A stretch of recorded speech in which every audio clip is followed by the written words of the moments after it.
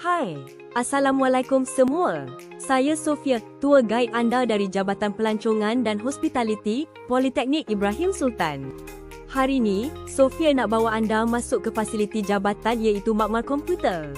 Perhatikan terdapat poster arahan keselamatan, alat pemadam api, poster penggunaan Wi-Fi untuk kegunaan pelajar.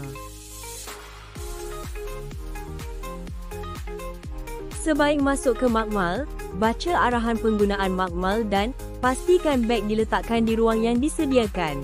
Dan bila pintu terbuka je, anda akan nampak deretan komputer yang tersusun rapi. Semua dah siap sedia untuk belajar dan berkarya. Di sini, setiap komputer ada internet laju dan software penting macam Microsoft Office, Canva, Excel dan lain-lain. Semua ni digunakan dalam kelas pelancongan, hospitality dan event management. Makmal ni juga lengkap dengan projektor dan layar pensyarah, boleh terus kawal skrin dan tunjuk demo live.